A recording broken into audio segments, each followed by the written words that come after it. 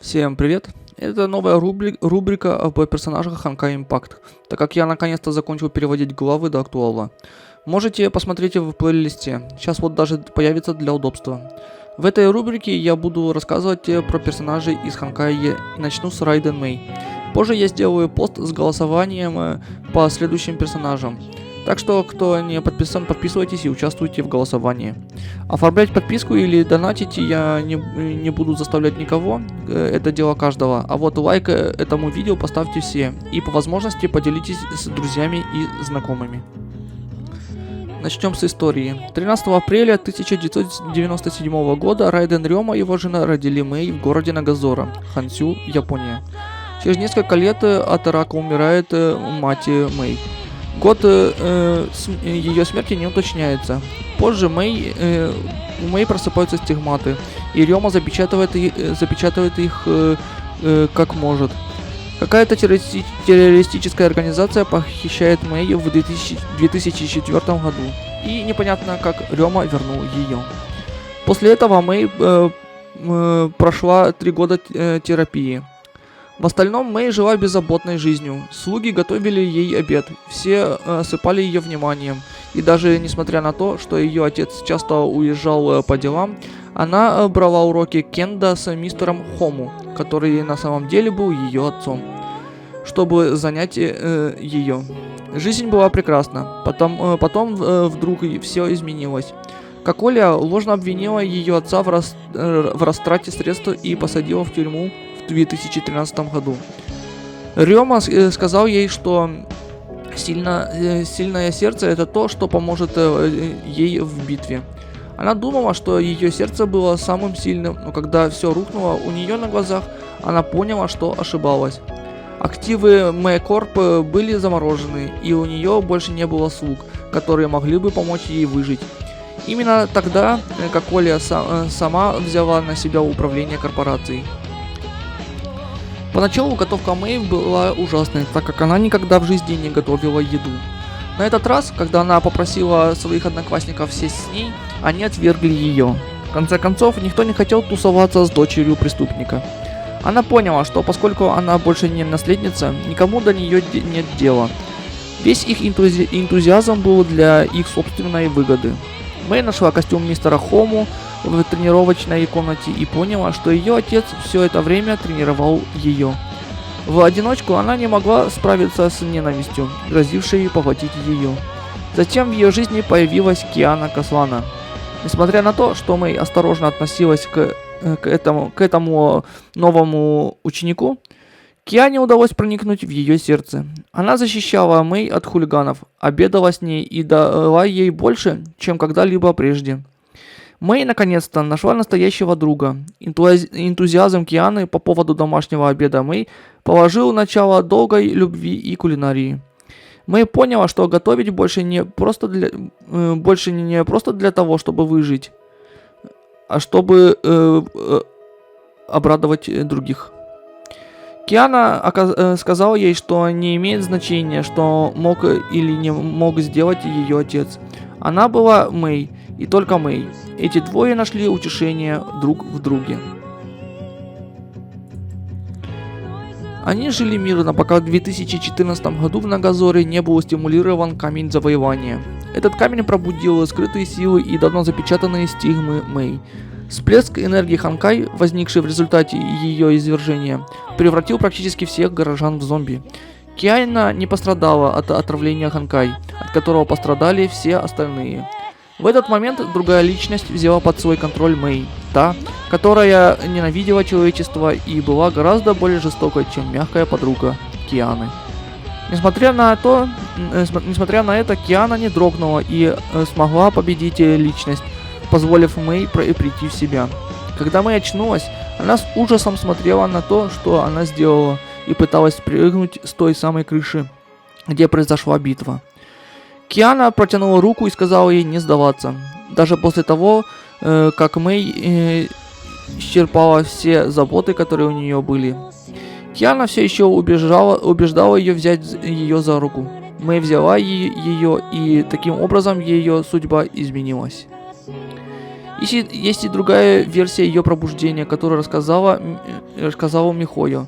Все то же самое, за исключением того, что Мэй решает возвыситься как третий апостол в акте мести всем тем, кто причинил ей вред.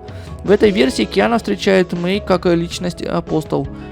Несмотря на то, что у этой личности есть много шансов убить Киану, у нее их нет. Киана все так же упряма, как и раньше, и продолжает настаивать на том, чтобы спасти Мэй от самой себя. В конце концов, личность апостола пугается ее доброты и решает покончить с собой. Киана тянется к апостолу и принимает свое поражение. Мэй просыпается и умоляет Киану отпустить, но Киана отказывается, как и в другой версии. Мэй берет ее за руку. Двое отправляются исследовать город и найти способ выжить. В это время у Мэй все еще были сомнения, и она сказала Киане оставить ее. Киана отказалась и пообещала Мэй, что если она когда-нибудь снова потеряет себя из-за этой личности, она будет бить ее столько раз, сколько потребуется. Мэй назвала ее идиоткой, но эти слова утешили ее.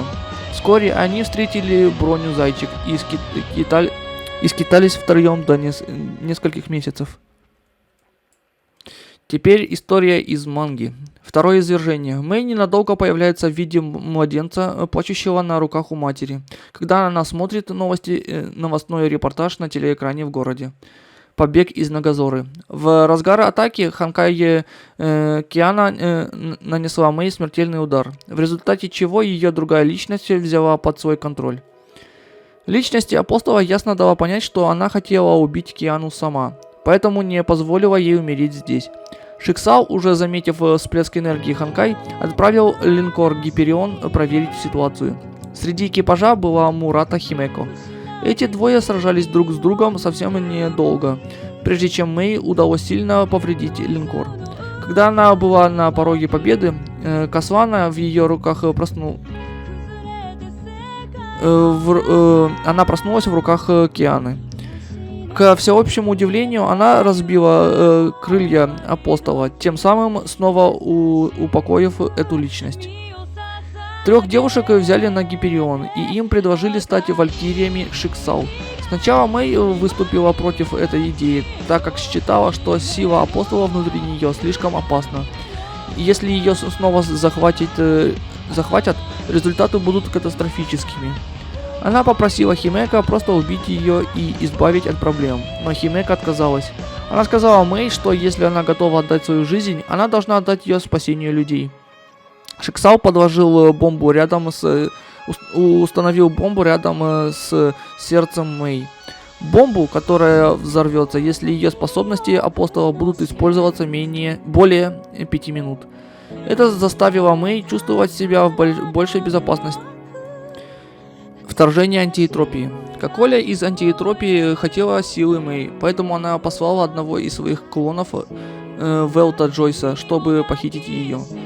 Ни Броня, ни Фухуа не смогли его остановить, но Киана подоспела как раз вовремя. Персонаж Мэй, апостол, передал Киане ее силу и таким образом создал боевой костюм лунной императрицы, альтернативную версию боевого костюма рыцаря лунного луча. Они вдвоем победили клона, и он убежал. В этой части истории мы узнаем, что личность Мэй, апостол, на самом деле заботится о Киане и боится причинить ей боль. Однако апостол никогда не признается в этом вслух и сохраняет маску агрессии. История из игры. Девочки должны были исследовать и найти диспетчерскую линкора Селена, который летел над большим городом. Вскоре после того, как Киана и Мэй встретились в самолете, в линкорне, зверь Ханкай, которого Киана считала побежденным, вернулся в бой. Киана была ранена, а Мэй сдержала зверя своим мечом. Отчаявшись спасти Киану и себя, она позволяла своей другой личности взять верх. Нагрузка на ее тело была слишком велика, и вскоре после этого она потеряла сознание. Мэй, Киана и Броня направились к первому пункту назначения в их списке – Новой Зеландии, где находилась жемчужина желаний. Как оказалось, они встретили девушку по имени Венди. которой имплантировали драгоценный камень в одну из ног, таким же образом, как и собственный имплант Мэй. Единственная разница в том, что энергия Ханкай сделала ее неспособной ходить, и это заставляло ее ненавидеть Шиксал, что привело к ее пробуждению как апостола ветра. Девочки изо всех сил пытались отбиться от нее, но во время битвы пришли титаны антиэтропии, присланные Коколией, и подчинили себе Мэй и Венти. Они взлетели с двумя девушками. Броня помогла им не по своей воле. Мэй держали в заточении в Мэйкорп, и ее спасла Броня, которая уничтожила биочип в ее мозгу, чтобы перестать выполнять приказы Коколии. Когда она просыпается, она была потрясена, обнаружив Броню в критическом состоянии, и сражается с Ватаном МСР-7 вместе с Кианой, Терезой, Апокалипсис и Муратой Химека. Мэй в основном оставалась рядом с Броней, наблюдая за ее выздоровлением. Она немного отдохнула, но проснулась от новостей о поимке Кианы. Как только было подтверждено, что Киана была захвачена Шиксалом, она и команда Гипериона дезертировали из организации. Бомба была отключена по ее просьбе. Она была измучена, но заметила, что могла думать только о Киане, когда пробивалась через оборону Шиксал. Мэй пыталась сразиться с апостолом пустоты, но безрезультатно. Апостол вырвал камень завоевания из ее тела и чуть не убил ее в процессе. Затем экипаж Гипериона, включая недавно созданную антиэтропию, отправлялся в Арк-Сити. Там они должны были встретиться с Серым Змеем, торговцем разведданными, чтобы узнать о местонахождении Кианы. Мэй столкнулась с Ритой Розвайс, которая убила дилера до их приземления. Она пыталась отбиться от нее, но ей пришлось бежать, так как она была слишком сильным противником. Они не могли найти Киану. После событий в Арк-Сити доктор Эйнштейн и доктор Никола Тесла, лидеры антиэтропии, сообщили группе, что есть два варианта. Один должен был продолжать поиски Кианы, а другой должен был отправиться на базу антиэтропии в Тихом океане, чтобы получить камень желаний. В итоге решили сделать и то, и другое. Несмотря на то, что Мэй хотела поговорить с Коколией о ее похищении, она решила, что лучше отправляться на поиски Кианы. Эйнштейн, Тереза и Броня отправились на базу, а Тесла и Мэй отправились в штаб-квартиру антиэтропии, чтобы отремонтировать Нингио, который они нашли в Арк-Сити. Выполнив свое первое задание, Мэй и Тесла отправились обратно в Арк-Сити на поиски Кианы. Мэй нашла Риту, которая собирала информацию в Геополисе. Приставив лезвие к ее шее, она потребовала сообщить, где находится Киана. Она также забрала глаз, который Рита вырезала у Серого Змея, чтобы это было бы полезно для пробуждения Нингио. Как только она получила то, что хотела, она сразу бросилась к Киане. В подвале Геополиса они воссоединились. Мэй бросилась обнимать ее, но спокойная решимость Кианы потрясла Мэй до глубины души. Киана объяснила, что не хочет никого подвергать опасности и не собирается уходить с ней. Они вышли наружу, где Рейвен ранила Мэй. Мэй смотрела, как Киана бьет Рейвен, но пощадила ее.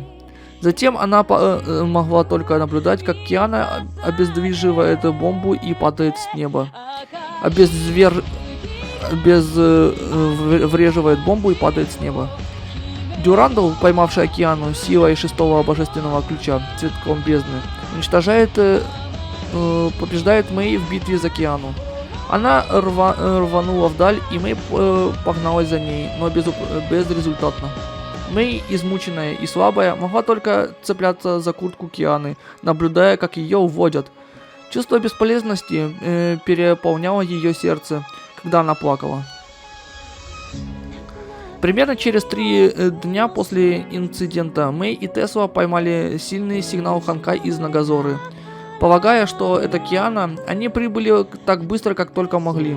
В разгар поисков Кианы они наткнулись на Сору, которая привела их к ее дому. Там Мэй узнала, что в Нагазоре действительно есть выжившие, и что за ними кто-то присматривает. Сора рассказала о влиянии этого человека на нее и о том, что ее доброта дала ей повод продолжать жить. Мэй вспомнила прошлое, рассказывая Соре о важности Кианы для нее. Сора сказала, что это звучит так, как будто Киана была для нее своим учителем. Этим учителем оказалась Рейвен, которая спасла двоих от Бинареза. Для Мэй 4 месяца до того, как она нашла Киану, привели ее к осознанию того, что она не изменилась. Она все еще была слабой девочкой, которая ничего не могла сделать. Она была той, кто не была достаточно сильна, чтобы защитить своего любимого человека. После столкновения с Рейвен у нее появились способности апостола. Несмотря на то, что в ней не было камня, Рейвен отпустила, сказав ей пойти за Кианой, пока она не передумала. Мэй наконец нашла Киану, но отравление Ханкай распространилось по всему ее телу. Она была на грани смерти. Тесле удалось успешно спасти ее, но она сказала Мэй, что Киане осталось жить всего 2 месяца. Боль Кианы и откровение о том, что она умирает, не позволяли Мэй заснуть. Она бодрствовала, пока Киана наконец-то не проснулась. Мэй подавила свои страхи и вошла в медицинский отсек только для того, чтобы увидеть Киану, смотрящую на нее снизу вверх, несмотря на то, как она была рада ее видеть. Мэй также отругала Киану за то, что она сбежала и даже не сказала им, где она была. Киана попыталась осветить разговоры комплиментом, но в итоге извинилась. Мэй сообщила Киане обо всем, что произошло за последние 4 месяца. Немного поболтав, Киана сказала, что хочет выйти на улицу. Мэй неохотно согласилась и отпустила ее, но обязательно пошла за ней. Они вдвоем пошли прогуляться по Нагазоре и поболтали о своем предыдущем путешествии по городу. Они припирались взад и вперед, но в конце концов настроение стало серьезным. Киана сказала ей, что она К-423, а Мэй ответила, что это не имеет значения. Несмотря ни на что, она и другие останутся рядом с ней. После этого Тесла и Эйнштейн рассказали Мэй, что они думают по этому поводу. Поскольку проблема Кианы заключается в самой Сирен, они не могут ничего сделать. Чтобы вылечить или предотвратить ее смерть, по сути, это будет решать только Киана. Эйнштейн сказала, что сейчас они хотят переместить ее на базу и приготовиться к худшему. Мэй попросила уточнения, и Эйнштейн не ответила, но за нее ответило молчание. В худшем случае им придется убить Киану. Сора прибыла сразу после этого, желая попрощаться с Мэй, но Мэй не могла собраться с духом, чтобы улыбнуться ей. Чувствуя себя плохо, она проводила Сору обратно в гнездо, где Рейвен сказала, что у мирового змея есть способ вылечить состояние Кианы, и что если она заинтересована, то вернется одна через 2 часа. Позже она послушала, как Тесла и Эйнштейн разговаривали с Кианой о ее состоянии. Киана выразила огромное сожаление по поводу боли, которую она причинила всем, но особенно Мэй. Она сказала, что забрала у нее все, что хотела Мэй.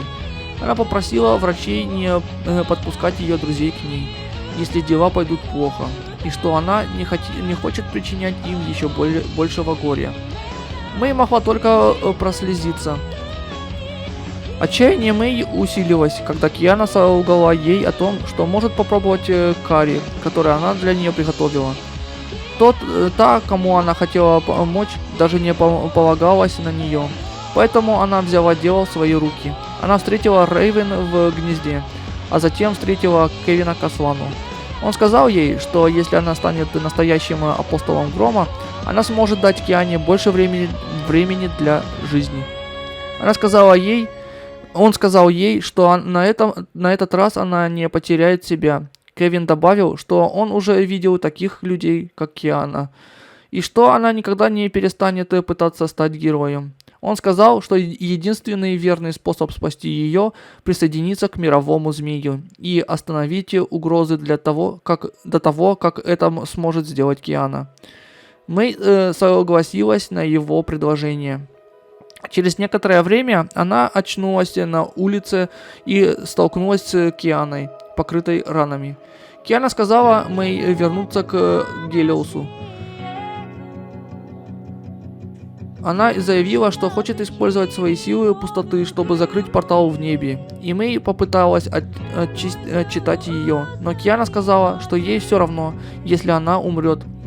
Мэй в ужасе смотрела, как Киана призывает Бенариса, летя к источнику энергии Ханкай, а Мэй снова бросилась за ней в погоню. Бегая по городу, Мэй наткнулась на раненого Бенариса, пронзенный мечом. Нихилус, существо, владевшее указанным мечом, продолжало сражаться с ней. Хотя на поражение ушла целая вечность, а Мэй была тяжело ранена, она победила. Но вдруг оно повернуло время вспять и вернулось. Он бросился на Мэй и обрушил на нее свой меч. Бенарис принял удар и погиб при этом. Мэй потеряла сознание. Тут она вошла в знакомое ей место. Пустота с только фиолетовым светом. Она знала, где находится. Ее характер апостола был удивлен, что Мэй подошла к ней первой и спросила, уверена ли она, что хочет стать настоящим апостолом Грома. Мэй решилась. Она спасет Киану. Таким образом, она взяла свою силу самостоятельно. Камень завоевания покинул Киану и перешел в ее силу. Превратился в силу Мэй. Она взяла останки Бенариса, создала новую жизнь и переименовала ее в Курикара. Мэй поссорилась с Кианой, когда та отказалась отпустить ее с Кевином. Когда Киана начала использовать убивающие ее силы, Мэй быстро оглушила ее. Мэй объяснила, что Киана не должна молча страдать, умирая за свой героизм. Киана отвергла это, сказав, что это просто ее миссия. С восклицанием о своих истинных чувствах Мэй сломала окружающие ее копья и погналась за Кианой. На этот раз она была достаточно быстрой, чтобы догнать ее. Она победила ее и ушла с мировым змеем. Личность. Мэй издавна пренебрегала собственными чувствами, еще до того, как ее отца арестовали. Она привыкла молчать, принимая свое одиночество в доме. Однако, когда она превратилась из центра внимания в школе в преступницу, она стала более пресыщенной. У нее все еще было мягкое сердце, но она часто проявляла бдительность, когда к ней приближались люди. Это относилось даже к Киане Касване. Только после того, как Киана невинно засыпала ее просьбами о еде, несмотря на ее отсутствие навыков в то время, она снова начала смягчаться. Это было началом ее любви к кулинарии. Когда Мэй стала третьим апостолом, в ней проснулась личность апостола. Характер Мэй апостол изначально был очень злобным и холодным. Она считала тех, кто ниже нее, отбросами. Ее личность апостола могла не только чувствовать ее боль, но и ее радость, наряду с ее чувствами к Киане. Апостол была тронута, когда Киана поймала Мэй с края школьной крыши. Однако и Мэй, и личность апостола стали бояться причинить вред Киане и потерять эту драгоценную связь. Личность апостола спряталась внутри Мэй, чтобы тайно изучить Киану. В Сан-Фрейе Мэй часто брала на себя роль смотрителя, как и для Кианы, так и для остальных членов группы. Она часто готовила для их маленькой семьи, в том числе упаковывала обеды для своих друзей. Она всегда была хорошей ученицей, что сохранилось и во время ее пребывания в Сан-Фрейе. Она вошла в тройку лучших по первым письменным тестам, которые им предстояло пройти. Со временем личность Мэй апостол становится добрее. Она готова помочь Мэй защищать Киану, сражаться вместе с Мэй, поскольку сознание Кианы захватил второй апостол. В конце концов, Мэй устает от своего бессилия. Она больше не хочет смотреть, как Киана причиняет боль, ничего не делая. Мэй решает на этот раз действовать в соответствии со своими чувствами. Она восходит как апостол грома и уходит в мирового змея. Затем личность Мэй немножко меняется. Несмотря на то, что она стала более холодной и безжалостной, чем раньше, она по-прежнему добра. Разница лишь в том, что у нее появился новый драйв – желание защитить Киану. Даже она признает, что судьба, которую постигла Анна, Шаряк и Сову, была незаслуженной, поскольку она увидела себя в Сове. Она пыталась сохранить жестокий вид, но забота, которую она проявляла по отношению к этим двоим, доказывает, что она не может не проявлять сочувствие. Сражаясь с апостолом господства, она показывает более садистическую и насмешливую сторону, используя страх апостола перед ней в своих интересах, намеренно ставя себя в центр их планов и значительно ослабляя их своими превосходными способностями. Отношения с Кианой Касланой. Киана была первой настоящей подругой Мэй и помогла ей вырваться из тьмы, которую принесло ей одиночество. Когда Мэй проснулась апостолом, Киана отказалась бросить Мэй или позволить ей покончить с собой. Киана пообещала Мэй, что защитит ее от апостола внутри. Мэй искренне заботилась о Киане и проявляла особую осторожность, присматриваясь за ней. Она всегда беспокоилась о Киане и часто оставалась с ней, чтобы убедиться, что она не попадет в беду. Киана часто публично заявляла о своей любви к Мэй, к большому смущению Мэй. Она отвечала взаимностью, если сейчас подходящее время для этого.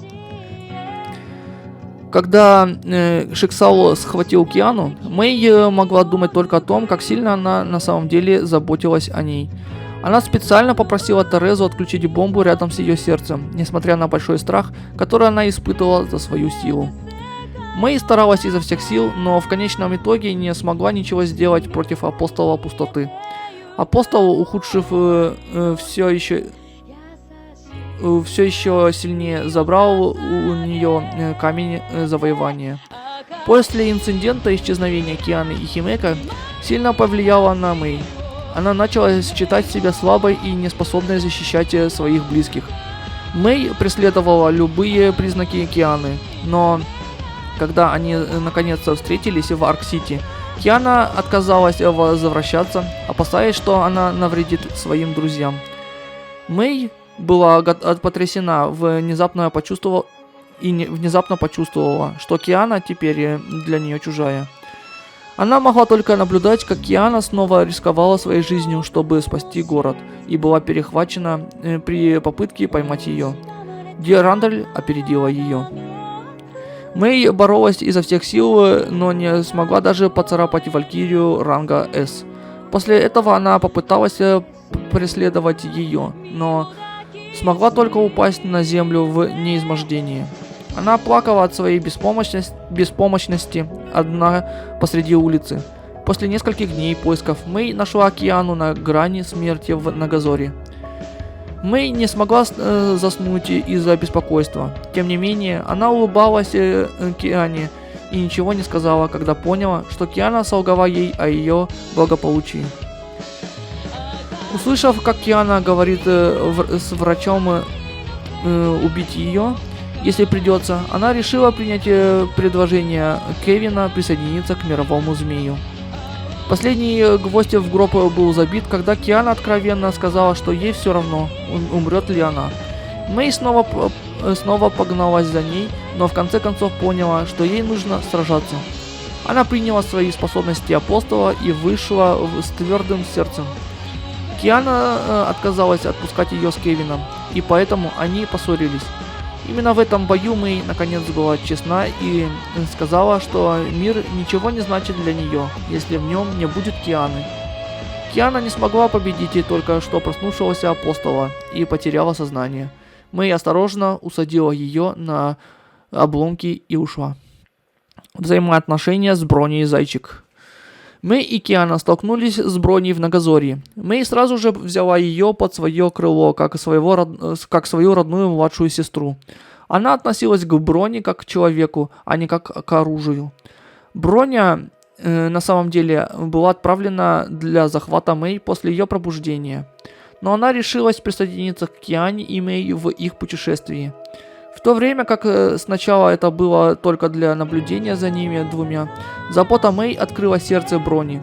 Со временем Броне стало действительно нравиться ее общество, и они мирно продолжали свои дни в Святой Фрейе.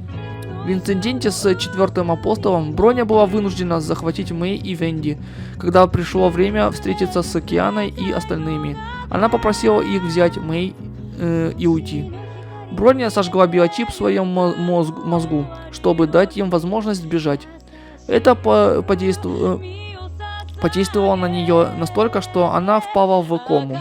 Мэй была опустошена и постоянно беспокоилась о ней в больнице. Несмотря на то, что она узнала правду о Броне, Мэй по-прежнему очень о ней заботилась. После инцидента с апостолом пустоты Мэй и Броня разделились, и Мэй отправилась на поиски Кианы, а Броня отправилась к подводной базе антиэтропии. С тех пор они не общались.